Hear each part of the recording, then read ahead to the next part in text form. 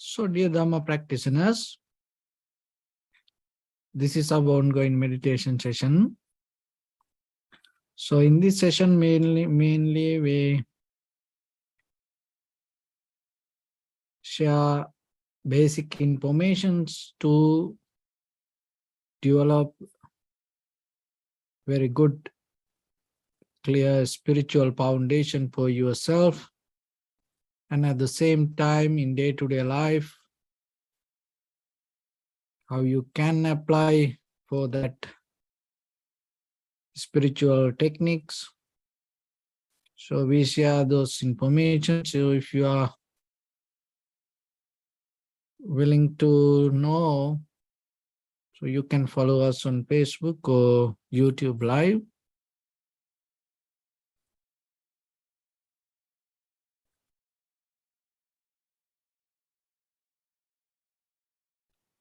So be comfortable yourself and relax your body. And once we get connected with the network, we're ready to start the session for today.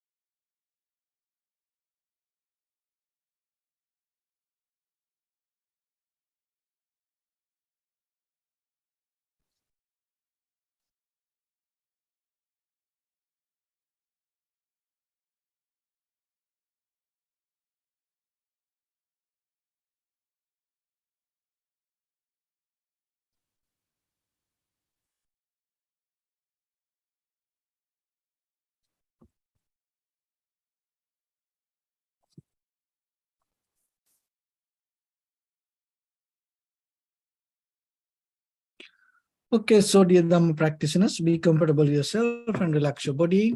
Keep your back straight and neck head straight in one line and your right palm on your left. So gently close your eyes and bring attention to this bell sound. And while you're focusing to the sound, mentally relax your body, relax your mind, and relax your breathing with your thoughts. So do nothing extra. Just follow the sound, please.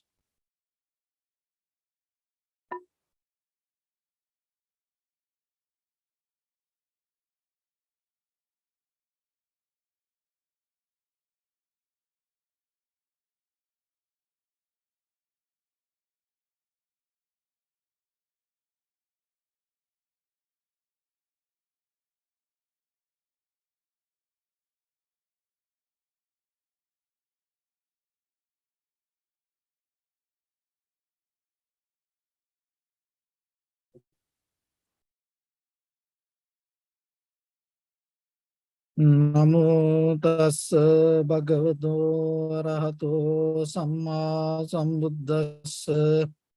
Namo tassa bhagavato arahato samma sambuddhassa. Namo tassa bhagavato arahato samma sambuddhassa. Homage to the Blessed One, the Exalted One, the fully enlightened One.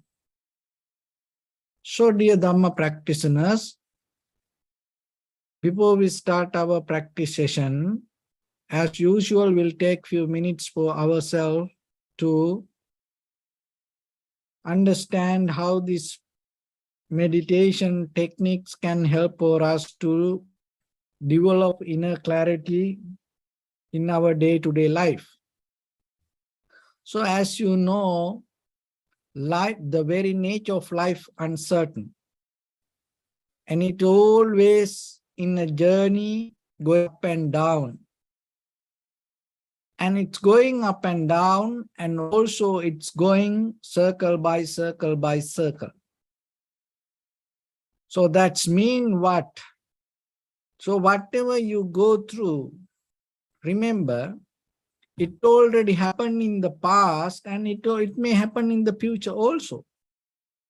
So then you should not take it kind of like a very personal way.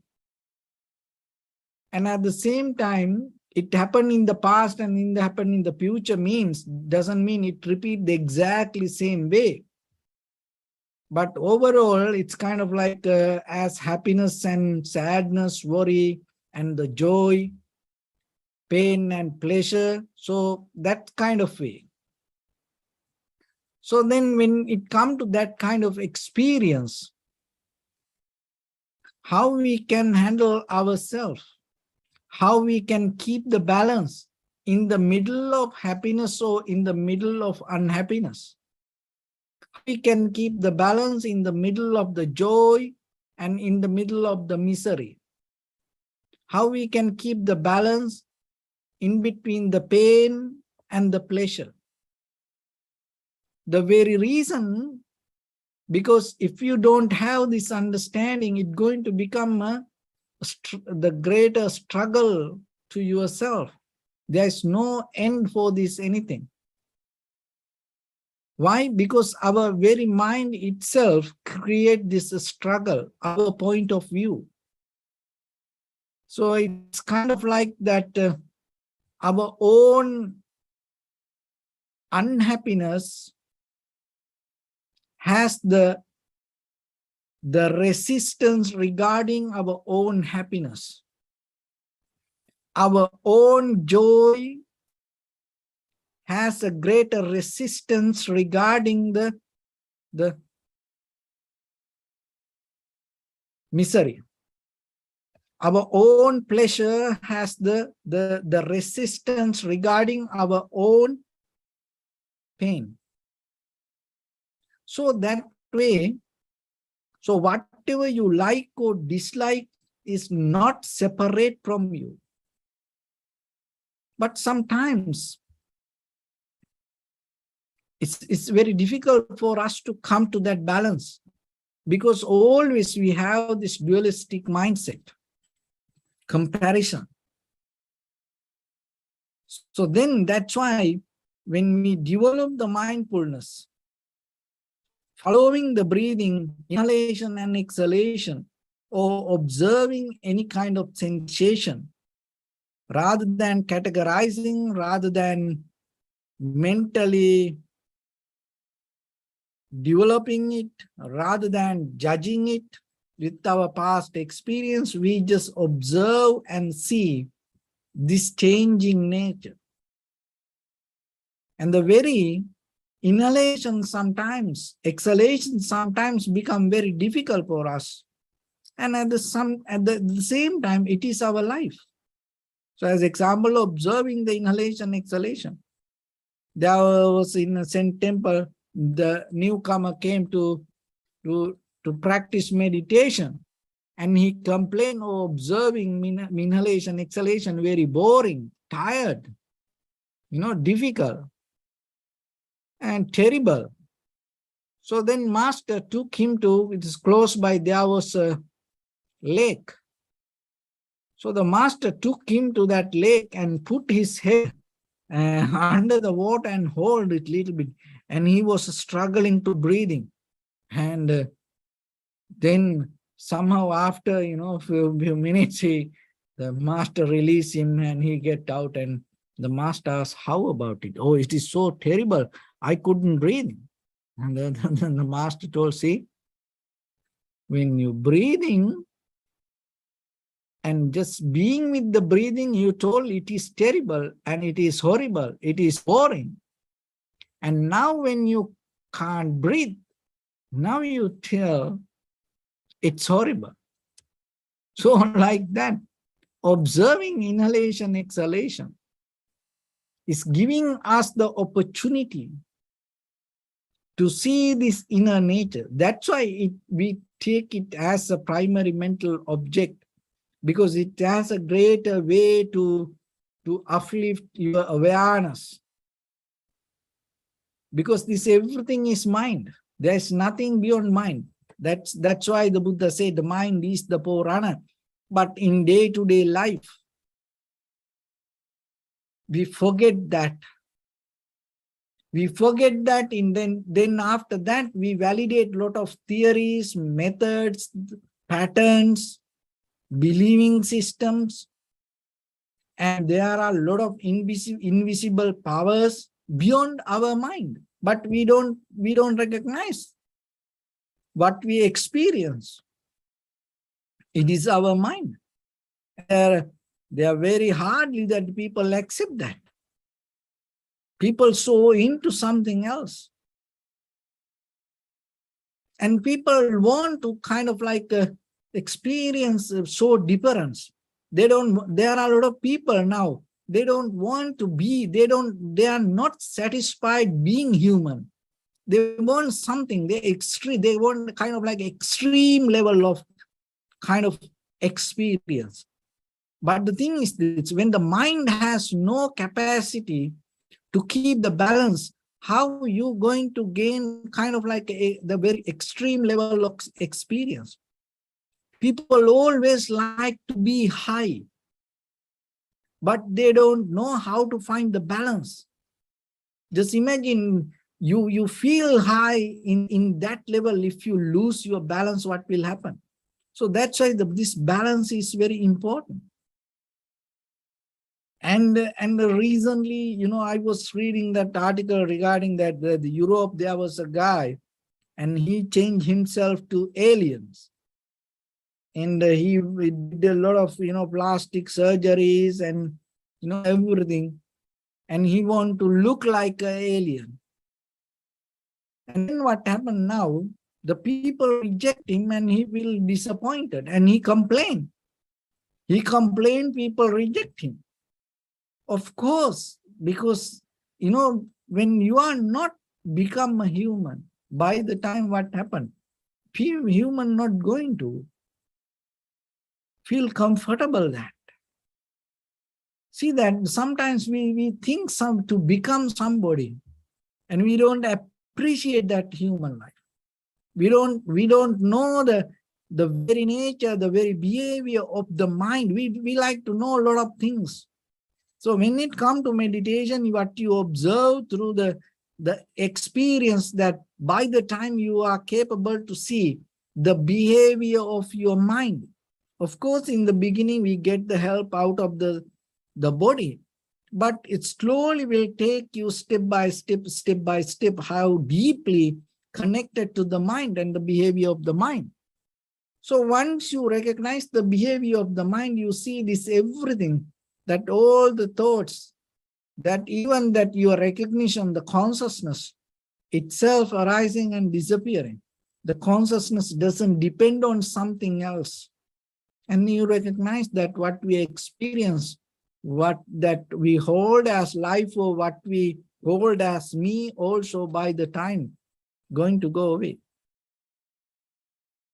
So there was the beautiful story about this mind.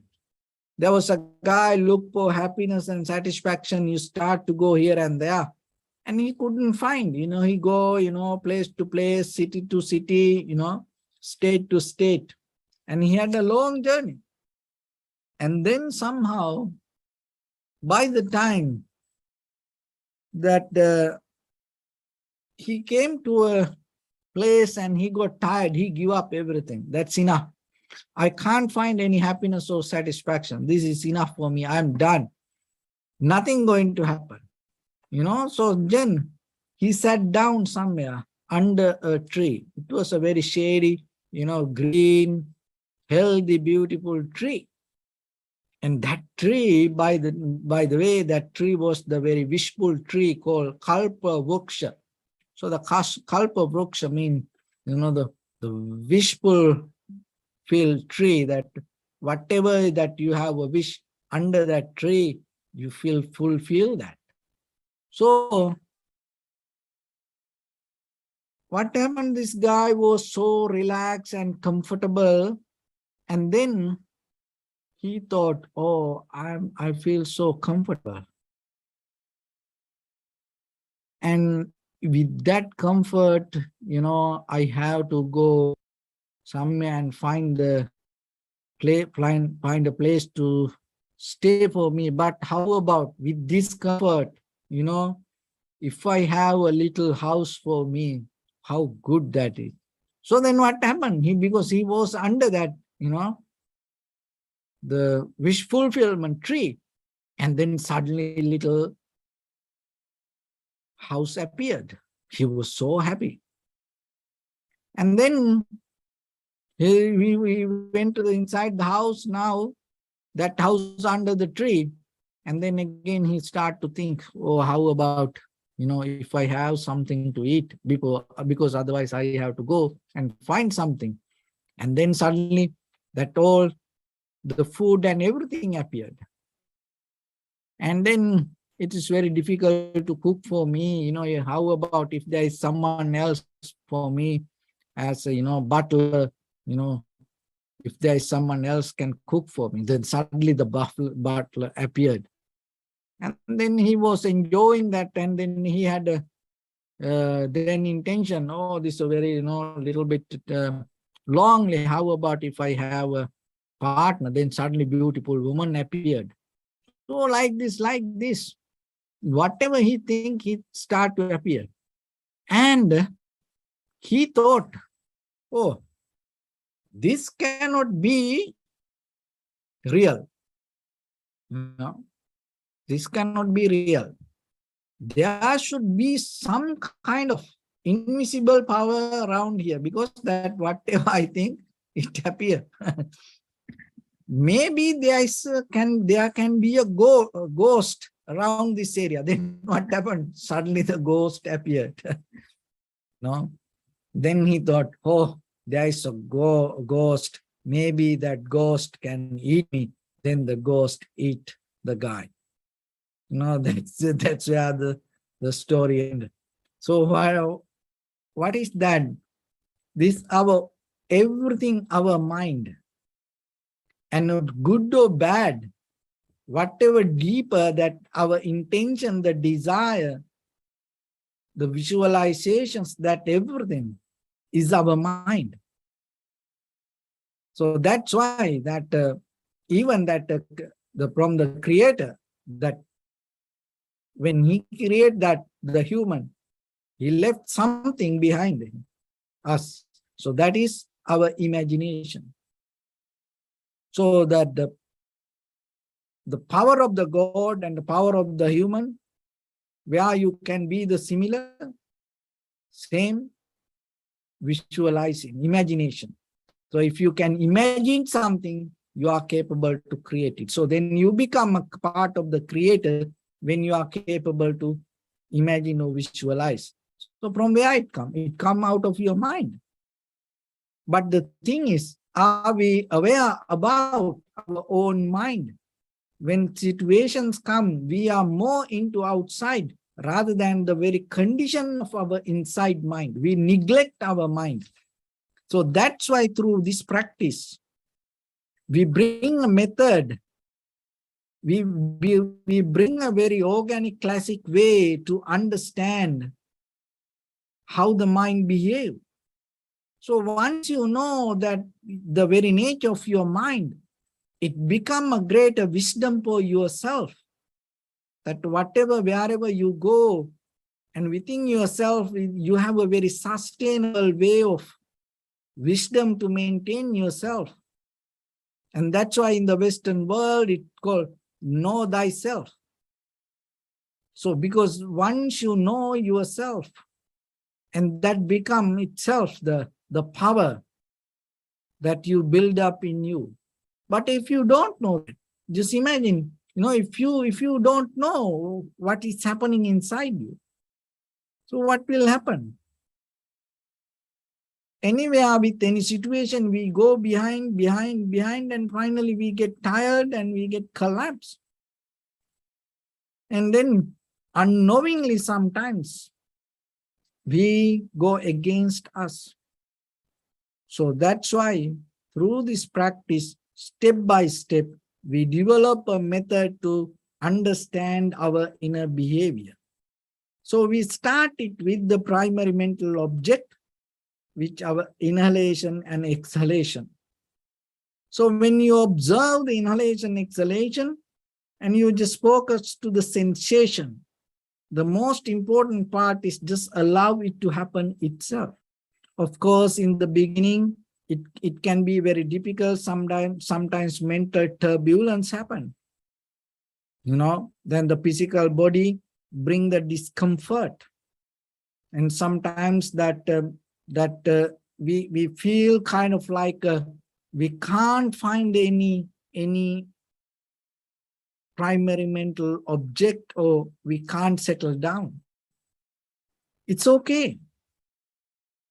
And just you closing your eyes, you should not get that, the final result. It's okay, just let it be.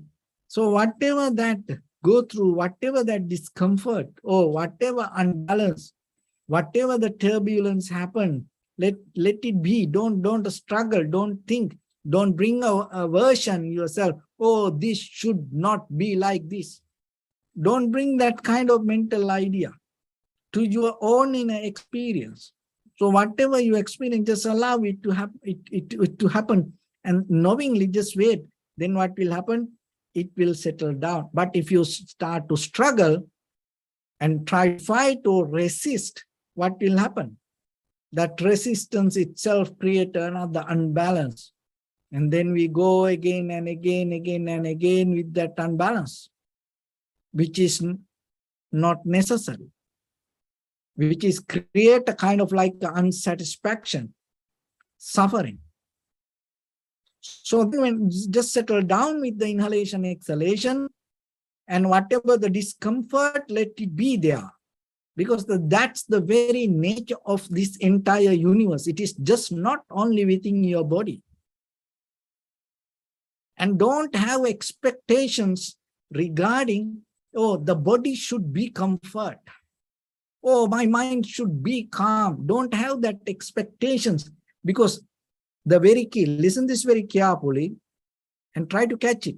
The very key point, that your expectation itself is the disturb for your own inner settle down. That is the very reason for your turbulence. That is the very reason for your discomfort, your expectation. Your own thoughts has a kind of like a barrier, resistance regarding, oh, my mind should be calmed down. My mind's so busy. So when you come to the point to see, when you come to the point to have opinion regarding your own mind in the moment, thinking, oh, it is busy, that is the very reason to be busy. So that's why you should not put any mental opinions on your physical and mental condition. Just let it be. Find the freedom yourself. So then you need some kind of effort to avoid from it. Withdraw from that opinion, go towards that and put the opinion, go towards that judgment. Because we all, from childhood, we have a habit to judge our deeper inner feelings. We have that judgment. But the thing is that judgment itself have a kind of like a self-centered opinion itself, and that is where that things go wrong. So then start to avoid yourself. So that is the technique that you have to develop while you practice again and again.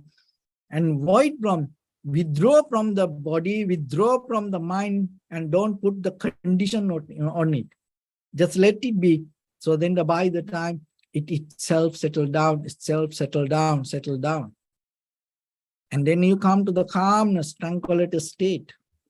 So once you come to the tranquility state, our purpose is not being in the tranquility state. It is a one result that we gain on the way. But there is a more deeper journey that we have to go. So that's why you should not just settle down there. Your awareness should be more sharp and clear within deeper your experience. So when it comes to our five senses, eye, ear, nose, tongue, body, and with the six is the mind, and there are objects with the eye, ear, nose, tongue, body, mind. There's always into that objects. But the thing is, deeper there is unknown, invisible current inside us related to our consciousness. Look for something. It's a kind of like a project, visualizing, imagination deeper inside us towards this. All the senses go towards objects. And another thing in the middle of that each and every senses has its own consciousness govern itself, and then it's always try to find the best for its own object. Like the eye has its own object, and I always look for the eye. It's always look for the best object for the eye. So the ear is always, ear consciousness always look for the best for the ear consciousness. It's look for the object. The nose, tongue, the body, the mind, the same. But just imagine for a moment, just to get a taste. You have the tongue, and then you have the tongue consciousness. Just imagine that the taste come to you. So you have the food inside your mouth, you have the tongue, and how about you don't have the tongue consciousness? What will happen to that? Your all the opinions, all your mental formations, all your judgments, what will happen if you don't have the tongue consciousness? So then just imagine you have the tongue, you have the food. Just how about this surface level of this, all the mechanism of the tongue doesn't appear right way? What will happen then? Where your taste going to be? So how about the eye that you see this everything? So in the behind this all this eye consciousness. So just imagine if you withdraw that eye consciousness, that what you see, what will happen to that? So what will happen to that judgment that you bring? What will happen to that your opinion regarding what you see? Just imagine that in case that whatever you see, the mechanism of eye as the organ, this mechanism disappear. The eye is there, that the mechanism, is kind of like a disconnect, and it's a go unbalanced, not in the right place. But it's look like eye, and it's kind of like you dislocate this all each and every little that the organs inside, nerves inside. What will happen then? What you see? Just imagine, then you object there. Then if someone look from outside, your eye is there, and even deeper in you, your consciousness is there. But this mechanism of eye dislocate, what will happen? What will happen to the right now what you see? So then apply it to the ear, that what you hear. So just imagine it, in case if dislocate that inside that your organs. And let's just imagine the sound is there, ear is there, ear organ complete, 100%, healthy and work, energized. But just imagine what will happen in case that your ear consciousness is there, not there.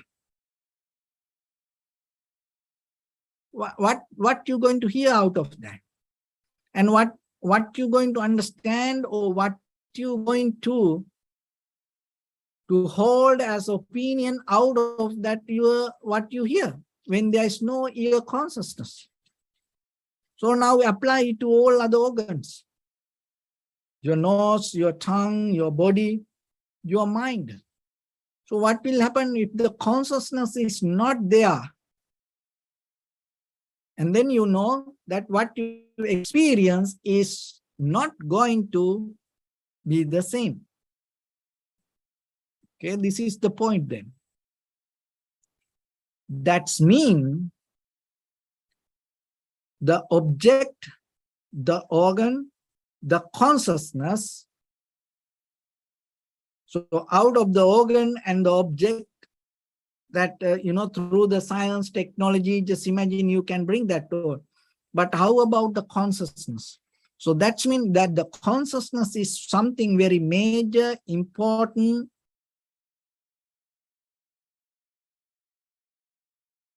place to understand that whatever from this outside world. So that means according to the condition of the consciousness related to our eye, ear, nose, tongue, body, mind, that what we experience can change. So then just imagine, how about if the consciousness is not there, so you can't get the right experience. Your eye, ear, nose, tongue, body, mind, consciousness. If that it is not there, you can't get that experience. And if you have the consciousness again and again, kind of like maintaining the same way, what will happen? You're going to experience the same thing. So then how about in case you have the eye object, you have the same eye. You have the ear object, you have the same ear. You have the nose object, you have the nose, that the organ. So you have the tongue, you have the tongue object. So like that, you have that everything normal, same. But you uplift, you increase the ability of your ear consciousness, your tongue consciousness, your nose consciousness, your body consciousness, your ear consciousness, your mind consciousness. So then what will happen? What do you think? So you see something, just imagine, when you see something, you have the eye object and you have the eye, but if you withdraw your eye consciousness, what will happen? It's not going to be any experience there. It's just like blind. It is there, but there's no any kind of experience, kind of like going to deeper into you. So with the ear, the same. So according to that, according to your eye, ear, nose, tongue, body, mind, consciousness, what you experience can change. So then, if it is not there, you can't experience it. If it is the same, you're going to experience the same. If you uplift that, then you're going to experience something more beyond that normal. So because the thing is this, that as the thing that with our eye, ear, nose, tongue, body, mind, with the object, with the sensors, that what we see. So as example, this cup, that when I see this, rather than with my eye consciousness, my entire attention go beyond my eye sensors to this object. And so then what happened? I already When I go completely 100% to outside, I already disconnect from me, unbalanced. And when the sound come, if I don't have the awareness regarding that, my ear consciousness, and completely if I focus to that, what happens? I already disconnect from that. So the nose the same. When the smell or the aroma come, if there's a very nice fragrance, this is something that you smell, you disconnect from your nose consciousness and you go beyond that. So in that very level, so as an example, when the consciousness is not strong, or when the consciousness not have the balance, so whatever you experience is not going to be complete. So what happens when the fragrance there, when the aromas there, when you go into outside itself, you create the unbalance. And with that unbalance, what you smell is not the right aroma.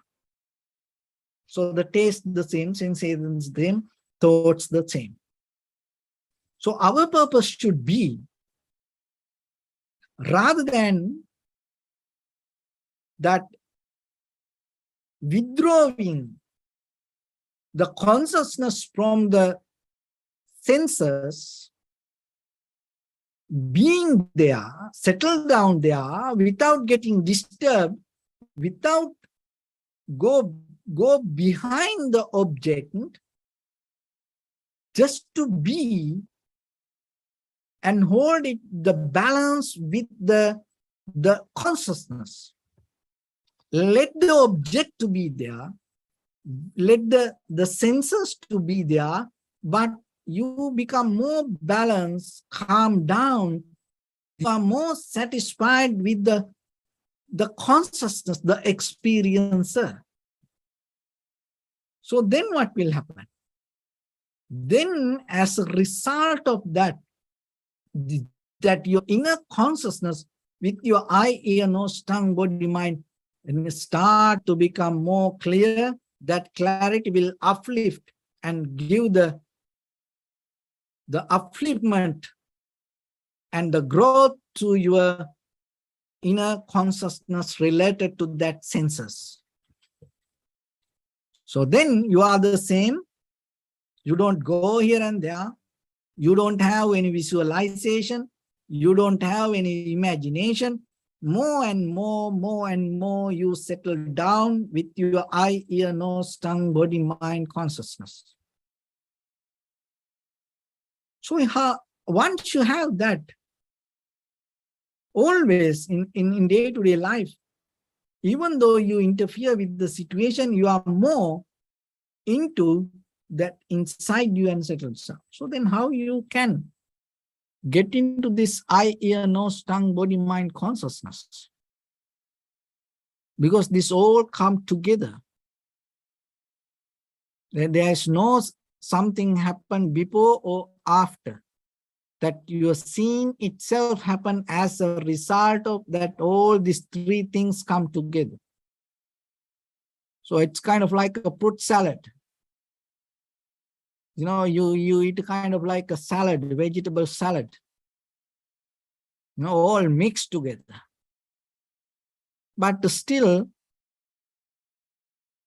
if you have that the ability to little bit settle down, not to jump and just but to observe and see, not to go with the thoughts again and again and again, not to go with the idea, just settle down and see.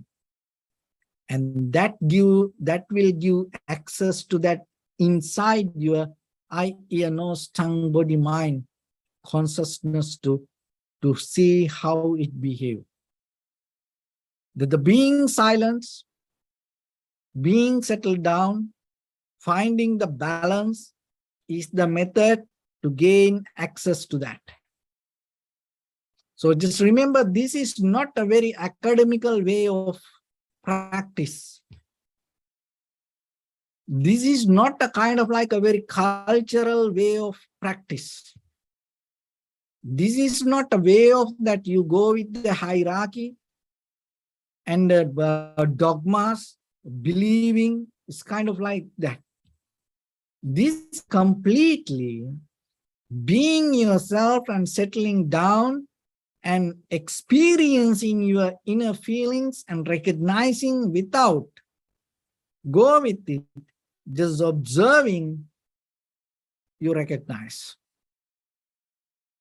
So that's a very Tibetan method. So that's why we have to accept it if you want to practice this path. Don't do the mistake. Don't go with the books or the whatever the academical methods or the system or the chart, and don't try to bring it to your head and start to look into your practice with that chart. It doesn't work because there are a lot of people, believe the books, go with the books, believe the methods, the patterns, and then worship the patterns and hold and hook up with the patterns, and they can't let go it. And whatever the practice they go through, what they does, and they go into that practice and start to glue that their inner view to that practice. So then what will happen? You don't gain anything new. Only thing you need just your mind. So learn to work with your mind. Drop that everything. Just be with the moment of experience. And again and again, see that very clearly. So try to bring the sharpness and the clarity to your inside, not with this anything outside. So that is the very way that the development of the vipassana. So in the beginning, we come with the tranquility state and the balance, the body and mind balance. But after that balance, and you bring that clarity to inside you. So we start with the inhalation, exhalation, and settle down with the sensation. And by the time that you will see that the whole sensation of the body with the sensation of the breathing. I will repeat it. The whole sensation of the body with the sensation of the breathing. So you focus to the sensation of the breathing and you be with it. And then by the time you recognize this entire body, go with that inhalation, exhalation. And go with that, it's moment by moment by moment by it change. So whatever the sensation you experience in that very moment, you drop it there. That is what happened deeply. Whatever you experience, you drop it there. You don't take it.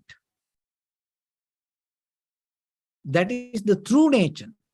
But what happens when your experience not become complete, when it becomes just the shadow, that you hold it to that shadow start to bring the picture to your mind. So that is what happened again and again. That's why we hold it to memory, craving to memory. But when you completely experience something, it's not anymore a shadow. There's nothing to memorize because itself, it becomes your life itself, it becomes your memory.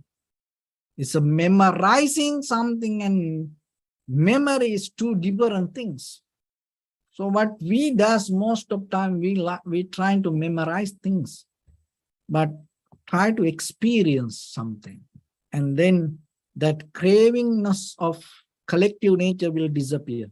So that itself will bring the freedom to yourself, satisfaction to yourself. So with that, let's get into practice a little bit now, that what we talk here, so just try to apply it to yourself and practice it within yourself. So bring your attention to your body and scan head to toes yourself and say Swapat Peva or May I be well and happy 3 times.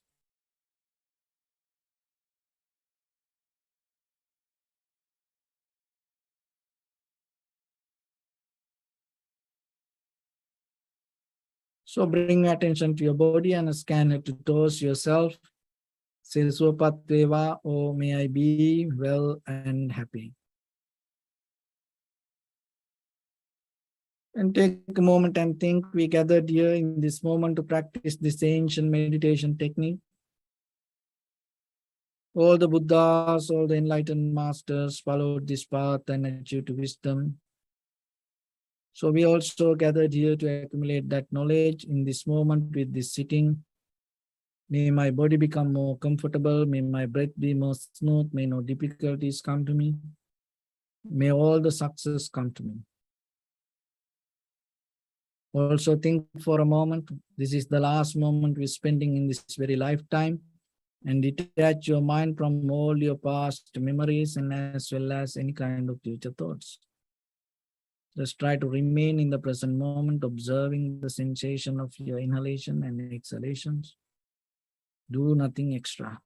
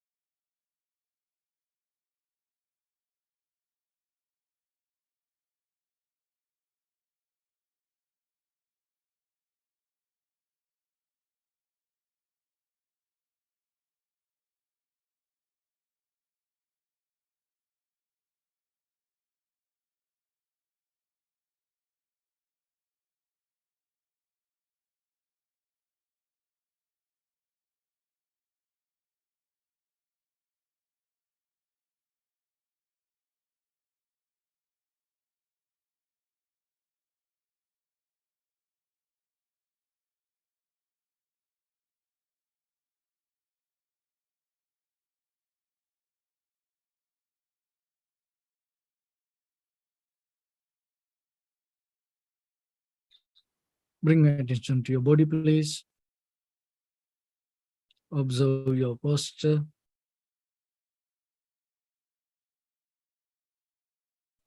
We cultivate loving kindness and compassion in our heart and radiate it as a light through entire your compound, village, city, state, country, world, and around this universe.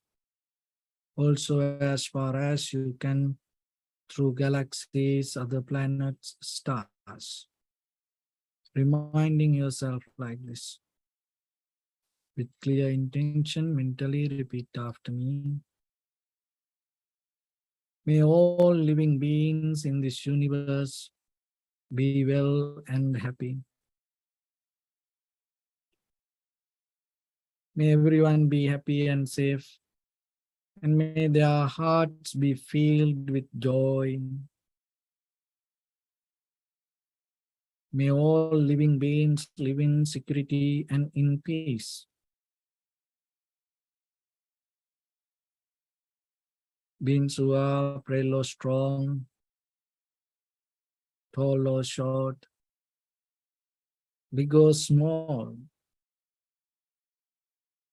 visible or not visible, near or far away, already born or yet to be born. May all of them dwell in perfect tranquility.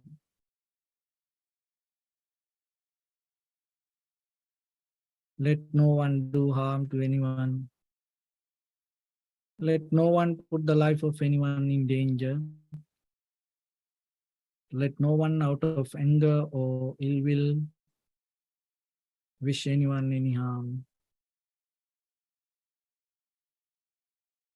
Expand the loving kindness and compassion beginning from your heart forward. Visualize yourself and send it as a light.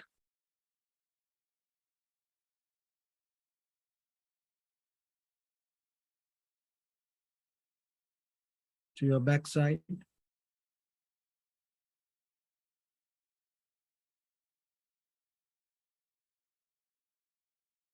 To your left side.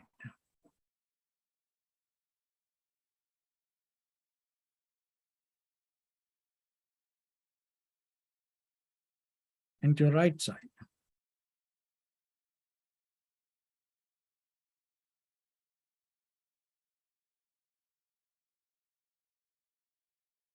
Downward.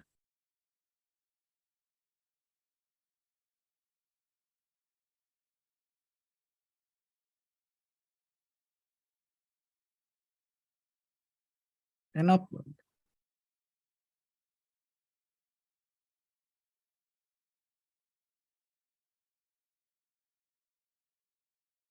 To all six directions at once. Like the moon, the sun, spread the light, spread the energy without any condition, without any limitation, without any resistance or without any judgment. Let your heart to shine with the loving kindness and compassion from the bottom of it, with the maximum effort to the highest, wishing yourself, may all living beings in this universe be well and happy.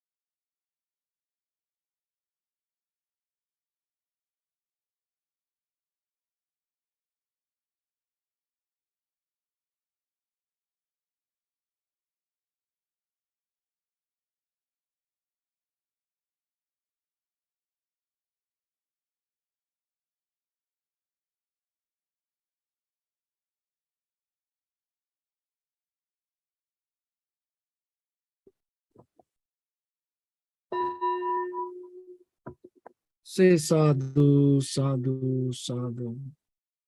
So first of all, we offer this practice to the great qualities of the Buddha, Dhamma, and the Sangha.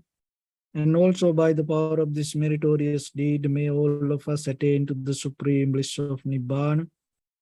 May all your guardian angels and deities will receive these merits and increase their longevity and protect all of you from any kind of planetary influences or any ill effects. Ittavatachami sampadam punya sampadam sabbe deva anumodantu sabba sampatti siddhya sabbe bhuta anumodantu sabba sampatti siddhya sabbe satta anumodantu sabba sampatti siddhya Imaya dhammanu dhamma patipattiya buddham pujemi dhammam pujemi sangham pujemi Attaya imaya patipattiya jati jara vyadi maranam ha paribundissami Idamme punya kammang asavakkaya vanhotu sabba dukkha pamuncatu. Bless you.